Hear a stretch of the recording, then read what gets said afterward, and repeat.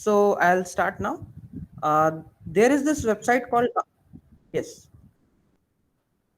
Okay. There is this website called Amarhas. ठीक है,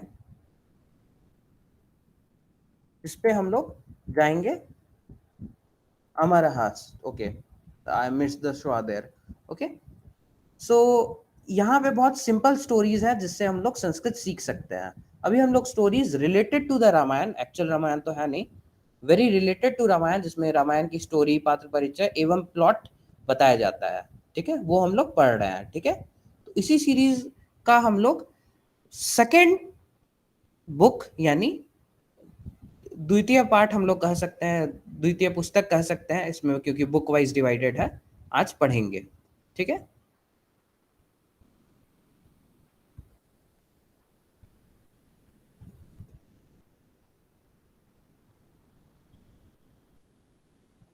रामः किम इच्छति.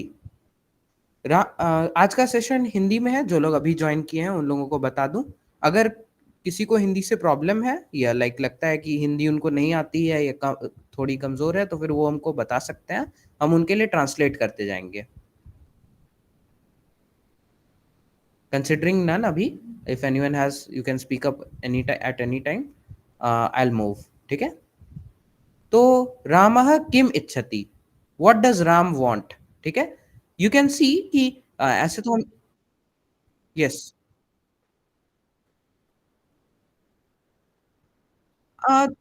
Yes, yes. The first chapter here contains the recap of the previous session, previous reading session. Okay, so we'll just move on with this. ठीक है, तो रामः किम इच्छति जो है, it literally means what does Ram want. रामः, Ram in the subjective case, denotes that it is in the subjective case. Kim means what. इच्छति, इच्छा इवन इन हिंदी, हिंदी में भी इच्छा का अर्थ होता है जो हम चाहते हैं, व्हाट वी वांट. ठीक है, इच्छति यानी थर्ड पर्सन में, रामः इधर थर्ड पर्सन है. संस्कृत के रूल्स के नियमों के अनुसार इसको हम लोग कहेंगे प्रथमा पुरुषः. ठीक है, संस्कृत में उल्टा है जैसा इंग्लिश के हम लोग जानते हैं. अभी तो ये IAST स्क्रिप्ट में है, हम कोशिश करेंगे कि इसको देवनागरी में ये कर दें. इधर आएगा ऑप्शन. तो अब हम लोग इसको स्टार्ट करते हैं. Read this book. Okay, changing the script. इस पे बहुत सारे स्क्रिप्ट्स अवेलेबल हैं. Today will do with Devanagari.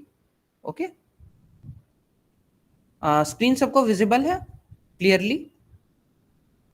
किसी को भी कोई प्रॉब्लम देखने में? हम तब बड़ा कर देंगे, नहीं तो नो नहीं है. ठीक है, तो हम लोग इसको आरंभ करते हैं. रामः कः, हम लोग का जो पिछला चैप्टर था उसका भी नाम था रामः कः, ये उसका रिकैप है. ठीक है, रामः कः, हु इज राम. कः का अर्थ होता है कौन. ठीक है, किम रामो वानरः, किम का अर्थ होता है क्या.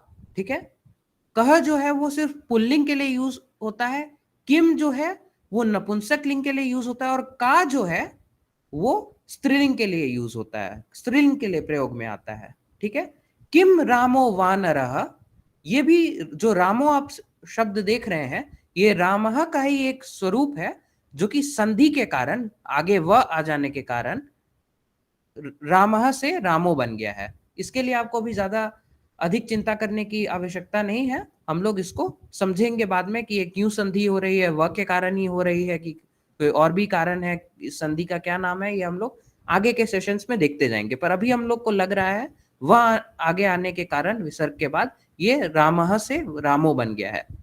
ठीक है, रामो न वानरः, पिछला जो क्वेश्चन था उसको आंसर करते हुए कि क्या राम वानर है, लिखा रामो न वानरः, रामो नरः. ठीक है, राम जी जो है वो नर है. रामो बलवान, राम जी जो है बलवान है. बलवान का अर्थ होता है ताकतवर. ठीक है, नर का अर्थ होता है पुरुष या यू कैन से मैन. ठीक है, वानरः यहाँ पर इसका अर्थ होता है जो वानर होते हैं, जो बंदर होते हैं, जो यहाँ पर एक अर्थ भी दिया है मंकी. ठीक है, दो इसका लिटरल अर्थ मंकी नहीं होगा, लेकिन हम लोग अभी इसके साथ आगे बढ़ते हैं इस अंडरस्टैंडिंग के साथ, ठीक है। रामो नरः, रामो बलवान नरः, रामो बलवत्तमो नरः। बलवत्तमो जो शब्द है वो बलवान और उत्तम के संधि से बना है।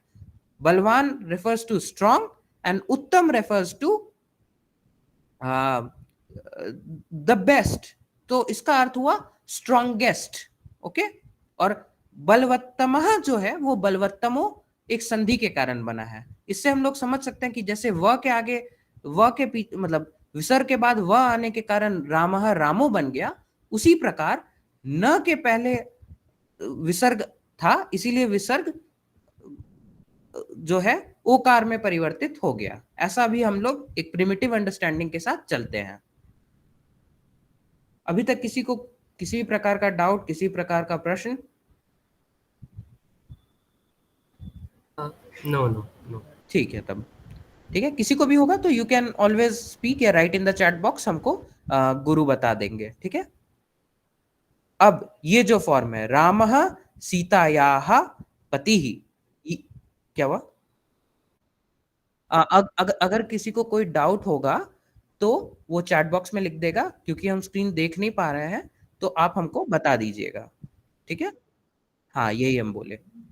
तो सीता यहाँ जो है, अभी बात चल रही थी मेरी, किसी ने पूछा था कि का की कु वाला, सॉरी का की के वाला फॉर्म जो है वो होता है षष्ठी विभक्ति। इधर भी सीता यहाँ जो है, हम लोग पिछले बार भी पढ़े थे कि ये षष्ठी विभक्ति में, इसका अर्थ होता है राम, श्री राम जो है वह सीता के पति हैं, ठीक है। सीता यहाँ का मतलब होता है सीता के, या सीता का, या सीता की, depending upon the context obviously, ठीक है। इसको हम लोग षष्ठी विभक्ति एक वचन बोलते हैं, क्योंकि सीता एक है, ठीक है।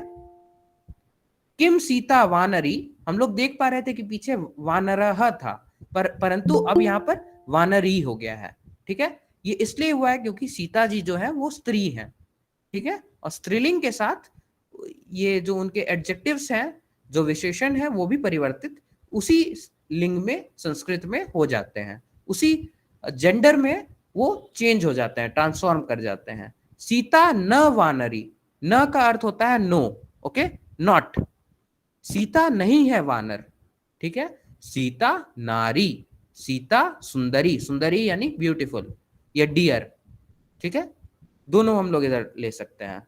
सीता सुंदरी नारी, ये पिछले दो सेंटेंस को यहाँ पर जैसे हम लोग प्रोग्रामिंग में कैन ये करते हैं, ज्वाइन कर देते हैं दो इनको, क्या कहते हैं, दो स्ट्रिंग्स को, उसी प्रकार इधर हम लोग ये कर दिए हैं। सीता सुंदरतमा नारी, ठीक है। सुंदरतमा का अर्थ होता है सबसे ज्यादा सुंदर, मोस्ट ब्यूटीफुल, ठीक है। जिस तरह से स्ट्रॉन्गेस्ट था, उसी तरह से सुंदरतमा है, या सुंदरतमा, र के बाद अ सुनाई देना चाहिए, ठीक है। You can see most beautiful, just as बलवत्तमो, ठीक है, या बलवत्तमः। तो उत्तम के जगह आ लग गया है आखिर में, ठीक है, क्योंकि सीता जी जो है वो नारी है, स्त्री है, ठीक है। रामो हनुमतः सखा, हनुमतः भी जो है वो हनुमान का षष्ठी विभक्ति वाला फॉर्म है। कोई मुझे बता सकता है कि षष्ठी विभक्ति का क्या अर्थ होता है? जैसा आपने बोला था कि पोजेसिव फॉर्म में यूज होता है, यस, तो हनुमान का के के कंटेक्स्ट में इसका यूज होता है, ठीक है। इस सेंटेंस का अर्थ मुझे कोई बता सकता है इस इंफॉर्मेशन के बेसिस पे? मे बी राम हनुमान के सखा है। हाँ, एकदम सटीक उत्तर है ये। रामः से रामो हो गया है ह आने के कारण, ठीक है। और रामः हनुमान के, ठीक है, सखा है, तो हनुमतः का अर्थ होता है हनुमान के। हम लोग एक और फॉर्म पढ़े थे, जो लोग शुरुआत के सेशंस में थे वो जानते होंगे, भवान। भवान का अर्थ होता है आप, ठीक है, रेस्पेक्टफुली सामने वाले को रेफर करना। ये भी एक प्रोनाउन है जो कि हम लोग फिर से एक बार पढ़ेंगे आगे जाकर। तो उसका भी जब हम लोग कहते हैं भवतः नाम किम, तो उसका अर्थ होता है आपका नाम क्या है, ठीक है। भवान से भवतः होता है, उसी प्रकार हनुमान से हनुमतः होता है, ठीक है। तो किम का अर्थ हुआ क्या हनुमान राक्षसः, क्या हनुमान राक्षस है? किम हनुमान नरः, क्या हनुमान नर है? हनुमान न राक्षसः, हनुमान न नरः, हनुमान वानरः, हनुमान बलवान वानरः। अब ये जो एक फॉर्म है, रामो दशरथस्य पुत्रः, ठीक है, तो रामः फिर से द आने के कारण रामो में परिवर्तित हो गया है। अभी तक हम लोग 3-4 जगह देखे हैं जहां पर विसर्ग जो है ओ में परिवर्तित हो गया है। क्यों हुआ है, कैसे हुआ है, एक अलग कहानी है, परंतु किसके किसके पहले आने से हुआ है ये हम लोग एक बार रिकैप कर लेंगे, ठीक है। दशरथस्य भी जो है वो षष्ठी विभक्ति में है। अब षष्ठी विभक्ति में अलग अलग शब्द अलग अलग व्यवहार क्यों करते हैं? कुछ दशरथस्य जैसे स्या क्यों लग जाता है, किसी किसी में सीता याहा की तरह याहा क्यों लग जाता है, और हनुमान की तरह कहीं कहीं हनुमतः क्यों बन जाता है, ये अब हम लोग समझेंगे। पहले हम लोग ये कंप्लीट कर लेते हैं। रामो दशरथस्य पुत्रः, राम जी दशरथ जी के पुत्र हैं। किम दशरथो वानरः, दशरथ फिर ओ में परिवर्तित हो गया, जैसा कि हम लोग शुरू में देखे थे।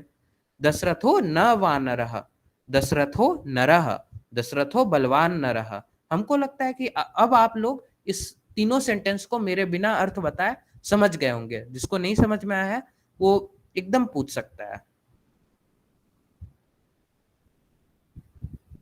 आई थिंक कोई ऐसा नहीं है, अगर है तो वो या तो रेज हैंड कर दे, हमको गुरु बता देंगे, या तो चैट बॉक्स में लिख दे, या तो माइक खोल के भी बोल सकता है, ठीक है। तो अब हम लोग आते हैं वापस इधर, क्यों ऐसा होता है। हम लोग देखें सबसे पहले सीता याहा, तो जितने भी आकारांत, ध्यान दीजिए आकारांत, अकारांत नहीं, आकारांत स्त्रीलिंग शब्द है, सीता का अंत आ से होता है, वो सब याहा वाला फॉर्म ले लेते हैं, ठीक है। सीता याहा, ठीक है, महिला याहा, ठीक है। विसर्ग को हम क्या कहते हैं, हा बोल रहे हैं, ठीक है। क्यों बोल रहे हैं वो अब हम आपको आगे के सेशंस में, आगे के इनमें बता देंगे, ठीक है। सिमिलरली हनुमान जो है, जैसे भगवान का एग्जांपल इसीलिए मैंने दिया था, नकारांत है। नकारांत शब्द जो है वो तह वाले फॉर्म में परिवर्तित हो जाते हैं, सारे नकारांत सब शब्द, जिस तरह सारे आकारांत स्त्रीलिंग शब्द याहा वाले फॉर्म में परिवर्तित हो जाते हैं, पॉजिटिव में, हर फॉर्म में नहीं, ठीक है, जब पॉजिटिव दिखाना हो कि उनका है। उसी प्रकार दशरथस्य जो है वो सारे अकारांत, क्योंकि दशरथ है, ठीक है, दशरथ, ठीक है, थ के बाद हलंत नहीं है, थ के बाद हलंत के बाद भी एक अ है, जो हम लोग हिंदी में अक्सर नहीं बोलते हैं। हिंदी में अधिकतर ये प्रयोग में हम लोग जैसा बोलते हैं, हम लोग हटा देते हैं अ को, पर अ है, लिखने के समय हम लोग अ को डालते हैं, तो दशरथस्य बन जाता है। उसी तरह रामस्य बन जाता है। तो मैंने कल भी एग्जाम्पल दिया था, कल भी ये उदाहरण दिया था कि रामस्य यानी राम का, ऑफ राम, ठीक है। रामो दशरथस्य पुत्रः, ठीक है। किम दशरथो वानरः, दशरथो न वानरः, दशरथो नरः, दशरथो बलवान नरः, ठीक है।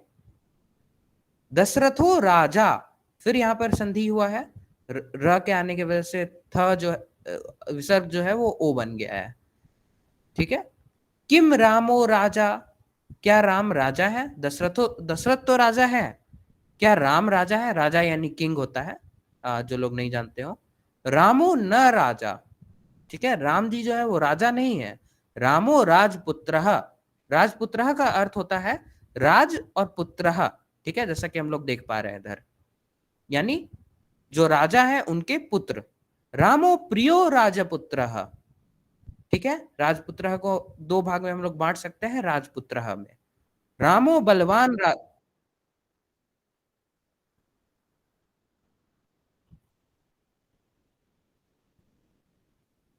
हाँ, युवराज भी कह सकते हैं, परंतु यहाँ पर प्रयोग राजपुत्र हुआ है, इसलिए हम राजपुत्र का ही एग्जाम्पल दे रहे हैं, ठीक है।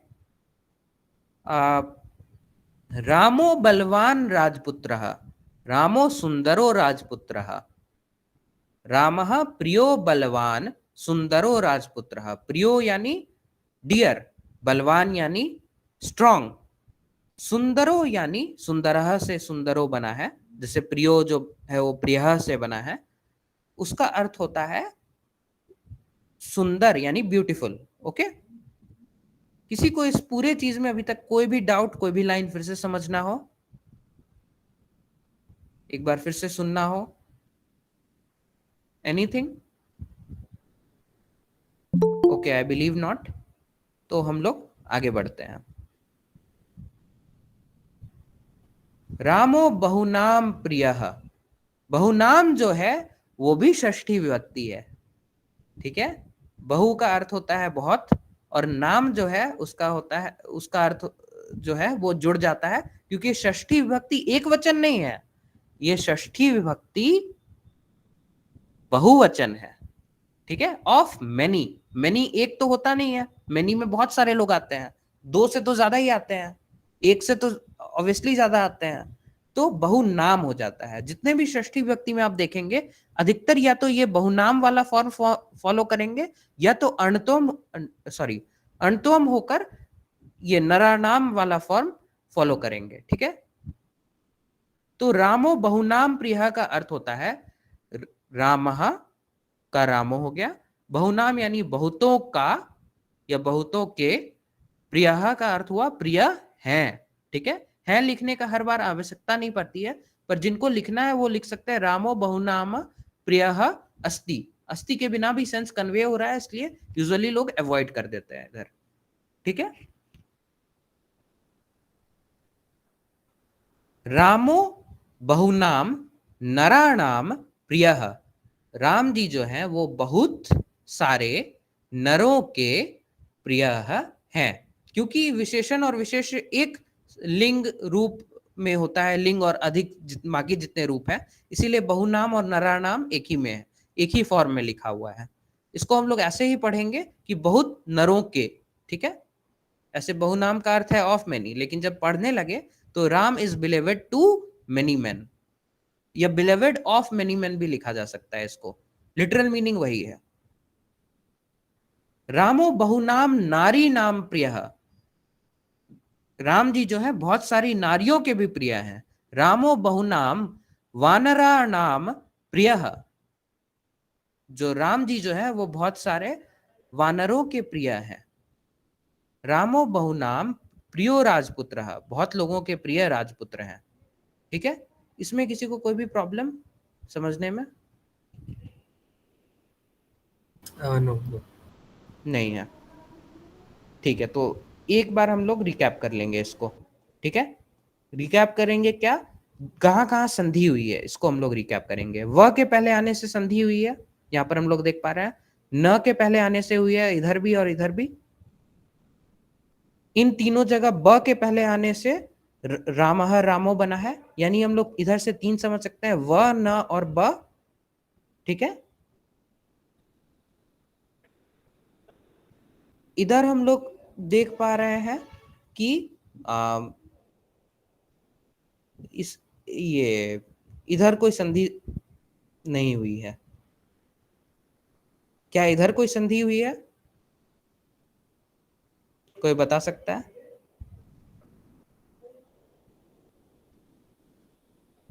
ह के आने से रामो हनुमतः। हाँ, बिल्कुल सही। पहले ही लाइन में, पहले ही वाक्य में रामो बन गया है रामः से, ठीक है। एक प्रिमिटिव अंडरस्टैंडिंग है, जो भी एक्सपर्ट होगा वो कह सकता है कि ये इतना सिंपल प्रोसेस नहीं फॉलो किया है, लेकिन हम अब अभी क्योंकि शुरुआत है, इसलिए हम ये सिंपल अंडरस्टैंडिंग से ही शुरू करेंगे कि आगे विसर्ग के आगे ये आने से हुआ है। इधर भी द के पहले आने से रामः बन गया है, सॉरी रामः रामो बन गया है। किम दशरथो वानरः, फिर व के आने से पहले हुआ है, व हम लोग शुरू में भी देखे थे, न हम लोग शुरू में ही देखे थे, ब भी हम लोग शुरू में देखे हैं। व, न, ब, द और ह, अभी तक हम लोग 5 देख चुके हैं। अगर याद नहीं भी हो रहा है कोई दिक्कत नहीं है, याद नहीं करना है, बस समझना है। धीरे धीरे देखते देखते हो जाएगा। र भी हम लोग देख चुके हैं, जो लोग पिछले सेशंस में थे वो जानते होंगे कि र हमेशा से र के पहले आने से संधि होती है, न तो है ही, र हम लोग देख पा रहे हैं, ब तो है ही, र है, फिर से ब है, ठीक है, यहाँ पर हर जगह ब के पहले आने से संधि हुई है। तो क्या मुझे कोई बता सकता है कि कौन कौन से हम लोग ये वर्ण देखे हैं जिसके पहले विसर्ग आने से संधि हो गई है और विसर्ग ओ में परिवर्तित हो गया है? ब, व और न और ह। हाँ ठीक है, 3 अभी काफी है। और कोई बाकी बता सकता है अगर आपको नहीं मालूम तो? आई गेस ये वो वाला संधि है ना, विसर्ग के बाद किसी भी मतलब तीसरा चौथा या पांचवा वर्ण आए तो। हाँ वही संधि है। इसमें एक्चुअली 2 संधि होती हैं। एक्चुअली विसर्ग ओ नहीं सीधा सीधी बनता है, विसर्ग ऊ बन जाता है, और ऊ जो है और ऊ और वो आ मिलके। रामा के अ से मिलकर ओ बन जाता है, ठीक है। तो ये थोड़ा लॉन्ग प्रोसेस है, पर हम लोग सिंपल अंडरस्टैंडिंग, क्योंकि हम लोग का एम है भाषा को समझना। अभी ये लिटरेसी है। अभी हम लोग को एमिनेंट संस्कृतिस्ट नहीं बनना है, एमिनेंट संस्कृत ग्रामेरियन नहीं बनना है अभी। तो हम लोग इस अंडरस्टैंडिंग के साथ आगे बढ़ सकते हैं, आगे जाके जरूरी हम लोग इसको क्लियर कर लेंगे, ठीक है। तो अभी तक 3 पॉइंट आउट किया गया है। ब, व, न, र के पहले भी होती है, हम लोग देख चुके हैं, यहां पर र है। सिमिलरली ह के पहले भी होती है और द के पहले भी होती है। ह के पहले हो गई है और एक जगह द के पहले, यहां पर हम लोग देख पा रहे हैं। इसको थोड़ा इधर कर देते हैं, द के पहले भी, ठीक है। अब हम लोग अगले चैप्टर में पढ़ते हैं। अभी मीटिंग में कितने लोग हैं टोटल?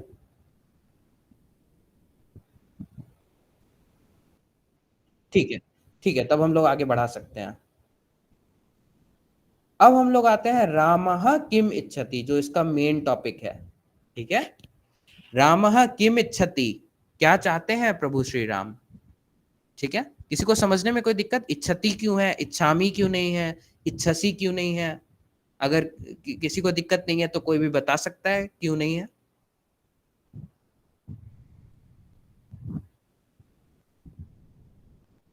एक बार रिपीट। इच्छामी क्यों नहीं लिखा हुआ है, या इच्छसी क्यों नहीं लिखा हुआ है, इच्छति ही क्यों लिखा हुआ है? क्योंकि ये जो होती है ना, राम के अनुसार जो होता है वो प्रथम पुरुष से चलता है। प्रथम पुरुष से चलता है, ठीक है। अहम अगर रहता है तो फिर वो उत्तम पुरुष पे चलता है, त्वम वाला रहता है तो फिर युष्मत शब्द जो है वो मध्यम पुरुष पे, और बाकी सारे प्रथम पुरुष पे चलते हैं। वाह, आपने ये एकदम सटीक उत्तर दिया है। जो लोग इतना नहीं अभी टेक्निकल टर्म्स समझ पा रहे हैं, अभी हम इनको टेक्निकल टर्म्स ही कहेंगे, जार्गन्स ही कहेंगे, क्योंकि आप लोग नए हैं। अधिकतर लोग 57% of our club members are beginners and another 20% have literally no knowledge, जो कि वो लोगों ने सेल्फ आइडेंटिफाई किया है। तो हम बता देंगे, जहां पर हम लोग क्या कहते हैं, वक्ता अपनी बात कर रहा होता है, वहां पर इच्छामी लिखता है। जो भी इसका राइटर होगा वो अपने बारे में तो लिख नहीं रहा है कि वो क्या चाहता है, इसलिए इच्छामी नहीं है। जो श्रोता है उसके लिए प्रयोग होता है इच्छसी, एक वचन का अभी सिर्फ बता रहा है, वो भी लट लकार, लट लकार यानी वर्तमान काल, ठीक है, सिंपल प्रेजेंट टेंस, ठीक है। उसके लिए प्रयोग होता है इच्छसी, ठीक है। क्योंकि हम लोगों के बारे में तो नहीं लिख रहा है कि हम लोग क्या चाहते हैं, हम लोग पढ़ने वाले रीडर्स के लिए तो लिख नहीं रहा है। श्रोताओं के लिए तो ऐसे तो नॉर्मली श्रोता होता है, परंतु यहाँ पर जो पाठक है उनके लिए तो लिख नहीं रहा है। तो मेरा यह कहना है कि यहाँ पर ये इच्छति का अर्थ होता है कोई और, सुनने वाला नहीं, बोलने वाला नहीं, कोई और। तो रामः, क्योंकि ना इसको क्या कहते हैं लिख रहे हैं, ना रामः जो है, श्री राम जो है वो इसको पढ़ रहे हैं, पढ़ने वाले हम हैं, लिखने वाले ये हैं, ठीक है। तो इसीलिए इधर इच्छति का प्रयोग हुआ है, थर्ड पर्सन इंग्लिश में जिसको हम लोग कहते हैं, जिससे आप ज्यादा ज्यादा लोग जिसको जानते होंगे, अधिक लोग जानते होंगे। तो रामः किम इच्छति, क्या चाहते हैं प्रभु श्री राम? राम सीताम इच्छति, रामः सीताम इच्छति, ठीक है, विसर्ग इंपॉर्टेंट है। सीताम जो है वो सीता नहीं है, सीताम है। क्यों सीताम है? सीताम इसलिए है क्योंकि यहाँ पर सीता जो है हम लोग इंग्लिश के टर्मिनोलॉजी में यहाँ पर ऑब्जेक्टिव केस में है, और संस्कृत के नियमानुसार यहाँ पर द्वितीय विभक्ति एक वचन है। ठीक है, जब विसर्ग वाला जो फॉर्म है वो पुरुष के लिए होता है प्रयोग ये प्रथमा विभक्ति में, और ये जो है रामम बन जाएगा अगर आगे जाके जब हम लोग इसको एज ए सब्जेक्ट यूज करेंगे। आगे हम लोग देखेंगे कस्मात। तो कस्मात का सीधा सीधी अर्थ होता है किससे, ठीक है, परंतु इधर इसका अर्थ हम लोग ये भी निकाल सकते हैं क्यों। ठीक है, ये हम लोग देख सकते हैं फ्रॉम व्हाट वाई, किससे, फ्रॉम व्हाट वाई क्यों। ठीक है, इस कंटेक्स्ट में इसका यूज हुआ है अगर हम लोग सेंटेंस वाइज देखें वाई में। ठीक है, क्योंकि कस्मात जो है किससे, जहां तक हमको याद आ रहा है पंचमी विभक्ति है। अगर कोई किसी को याद है इसको पूरा तो फिर वो बता सकते हैं कौन सा विभक्ति है। ये पंचमी ही है अगर हम गलत नहीं है तो। अच्छा, एक बार हम लोग देख लेंगे। ठीक है, रामः कस्मात् सीताम इच्छति। राम या तो हम लोग इसको ऐसे, पंचमी विभक्ति एक वचन है रिकॉर्डिंग। हाँ, ये एकदम सटीक उत्तर है। रामः कस्मात् सीताम इच्छति। राम, श्री राम जो है वो किससे सीता जी की इच्छा रखते हैं।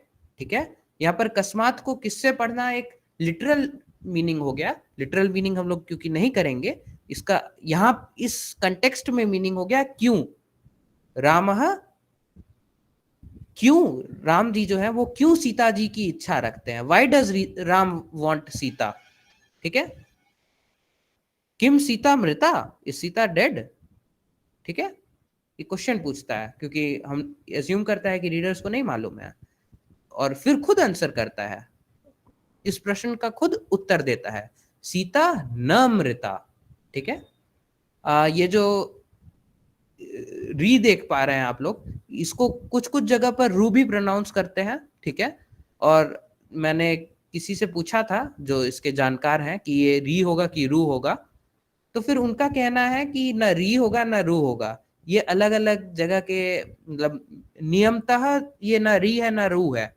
ये र जो है वो अपने आप में एक ये है, स्वर है, परंतु बोलने के लिए जो आसानी हो इसीलिए हम लोग री या रू में इसको परिवर्तित कर देते हैं। ठीक है, तो जैसा आपके प्रदेश में जैसा प्रयोग होता हो वैसा ही बोले। ठीक है, अगर आप लोग इसको मृता पढ़ते आए हैं तो मृता पढ़िए, मृता पढ़ते आए हैं तो मृता पढ़िए। सीता हृता, हृता का अर्थ होता है किडनैप्ड। तो सीता जी की मृत्यु नहीं हुई है, सीता जी का अपहरण हुआ है। ठीक है,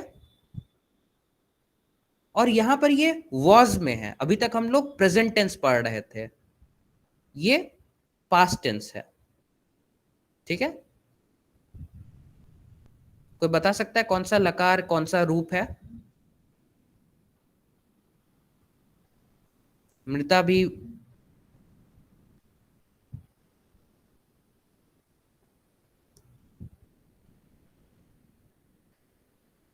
अच्छा, कोई नहीं, हम लोग आगे आगे के सेशंस में इसको कवर करेंगे। अगर किसी को थोड़ा भी आइडिया हो तो वो भी बता सकता है। ठीक है, आई कैन गेस। हाँ बताइए। लोट लकार। लोट लकार, ठीक है, हम इसको आगे हम लोग इसको बाद में इसका उत्तर देंगे। ठीक है, इनका ये याद रखिएगा आगे के सेशंस के लिए जो लोग ज्वाइन करेंगे कि आपका नाम क्या हुआ, क्योंकि हम स्क्रीन देख नहीं पा रहे हैं। यशार्थ। यशार्थ, यशार्थ जी ने बोला था लोट लकार है। ठीक है, किम दशरथेन सीता हृता, क्या दशरथ जी के द्वारा, दशरथेन जो है वो तृतीय विभक्ति है, इंस्ट्रूमेंटल केस। यहां पर Dasharath is the instrument in the sentence here. ठीक है, अगर हम लोग ऐसे बोलेंगे कि हम हाथ से खाते हैं तो हम लोग इसको ऐसे पढ़ेंगे, अहम हस्तेन खादामी या अहम हस्तेन भक्षयामी। ठीक है, उसी प्रकार किम दशरथेन, क्या दशरथ जी के द्वारा सीता जी का अपहरण हुआ है? दशरथेन सीता न हृता, दशरथ जी के द्वारा सीता जी का अपहरण नहीं हुआ है। किम हनुमता सीता हृता, तो हनुमता भी उसी फॉर्म में है। हनुमता जो शब्द है वो भी तृतीय विभक्ति एक वचन में है, ठीक है, परंतु नकारांत होने के कारण ये हनुमता बन गया है, ठीक है। जैसे उधर हनुमतः बना था उसी प्रकार इधर हनुमता बना है। हनुमता न हृता सीता। केन, केन भी एक क्वेश्चन है, कह का एक रूप है जो कि तृतीय विभक्ति में। हम लोग कस्य भी देख चुके हैं, हम लोग कह भी देख चुके हैं, इसका अलग फॉर्म का और किम भी देख चुके हैं। अब हम लोग पढ़ रहे हैं और कस्मात भी देख चुके हैं। अब हम लोग देख रहे हैं केन। केन सीता हृता, किसके द्वारा सीता जी का अपहरण हुआ है? रावणेन सीता हृता, रावणेन सीता हृता। कोई बता सकता है इसका क्या अर्थ है?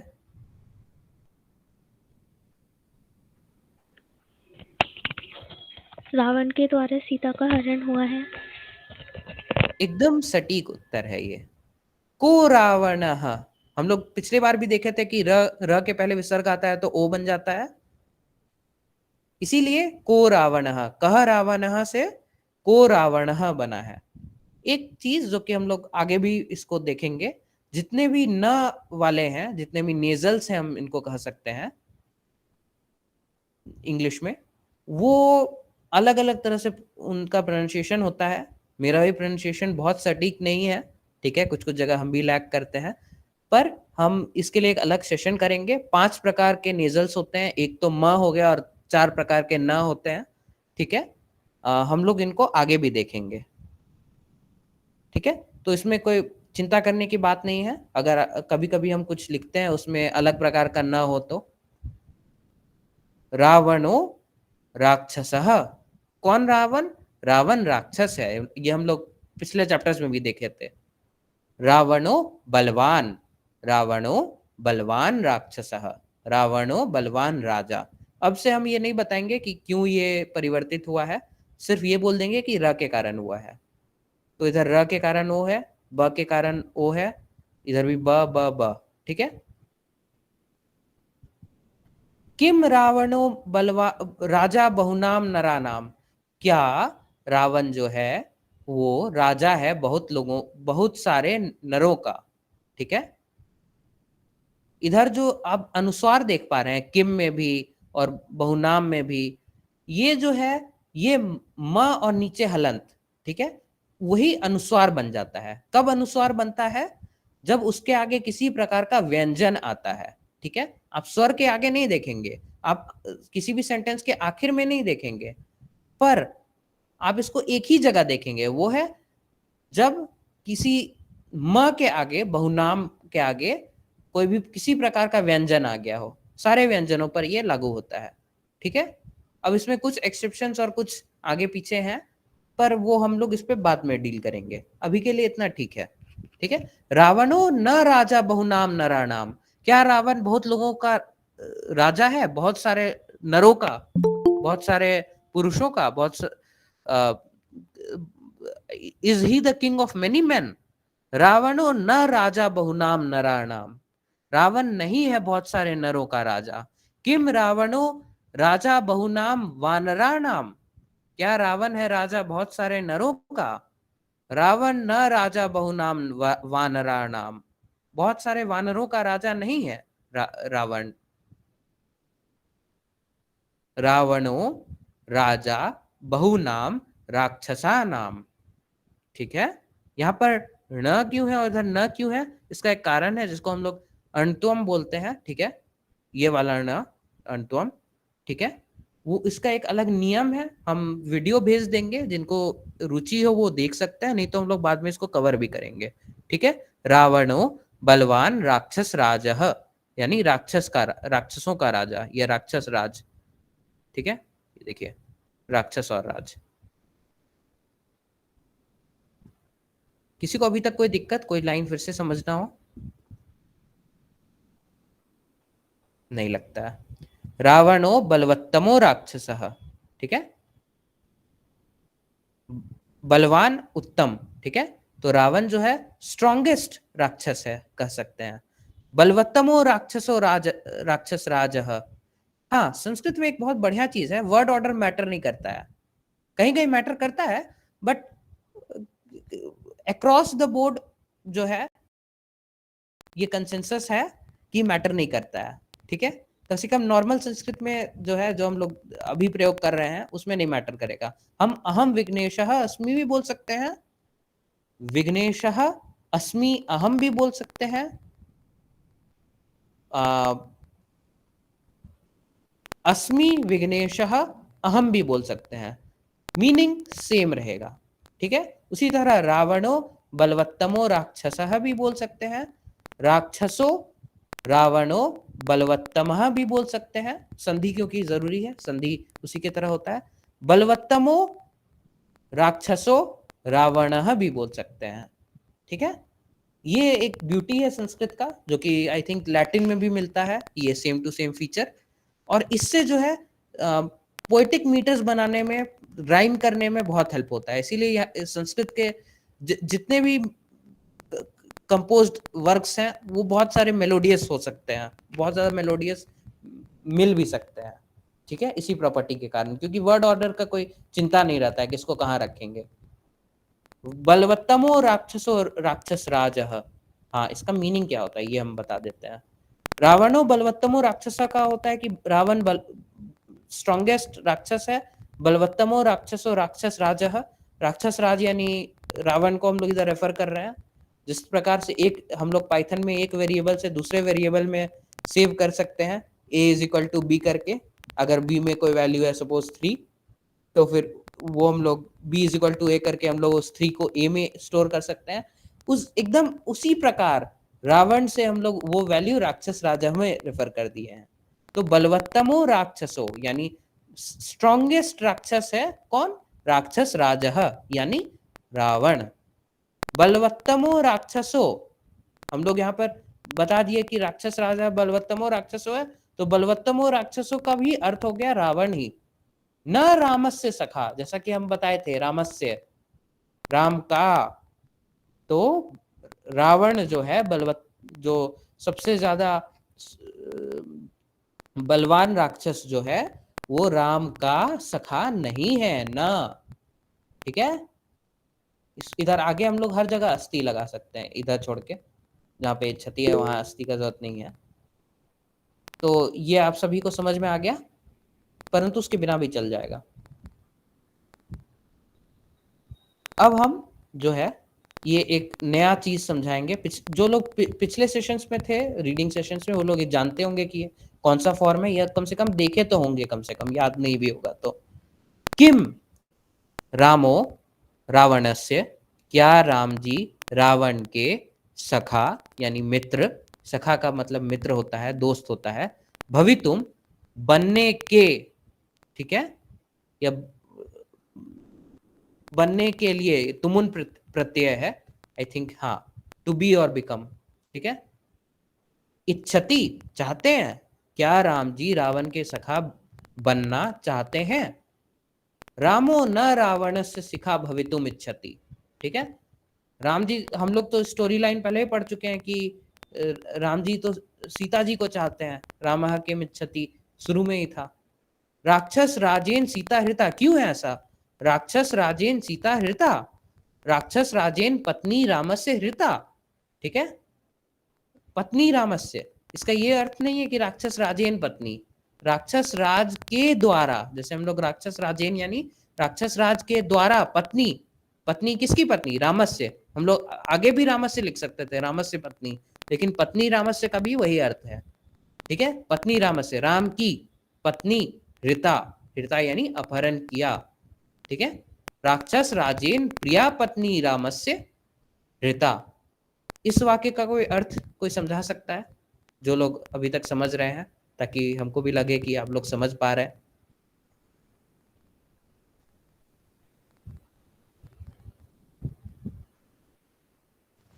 थर्ड लाइन ना, रा, हाँ थर्ड लाइन।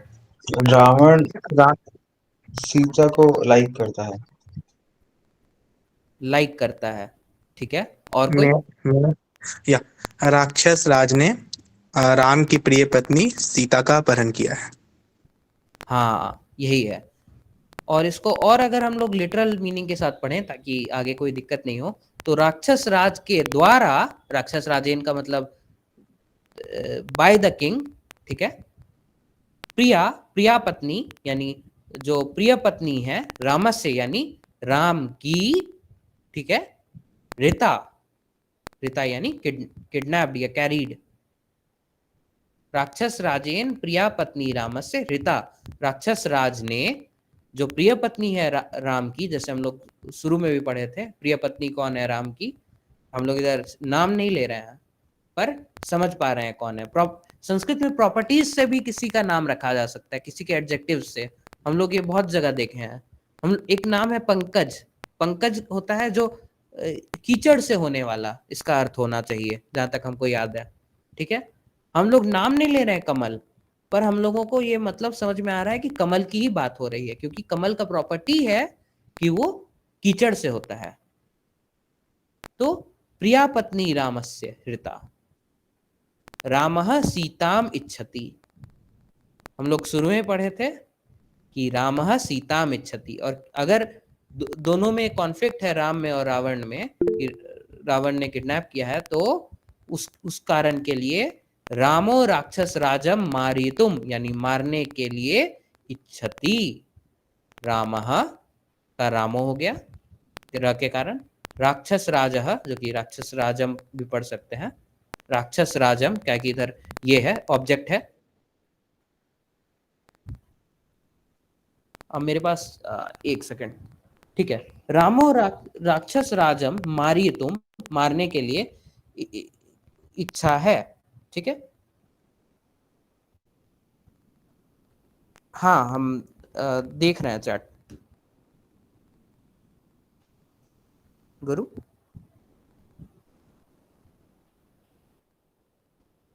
ठीक है, तो हम लोग अभी 2 चैप्टर कंप्लीट कर लिए हैं इस बुक का, ठीक है। अभी या तो हम लोग अभी इसको यहीं पे एंड कर सकते हैं, या तो हम लोग 15-20 मिनट और आगे क्या कहते हैं आगे का पढ़ सकते हैं, डिपेंडिंग अपॉन कि अगला चैप्टर कितना लंबा है, ठीक है।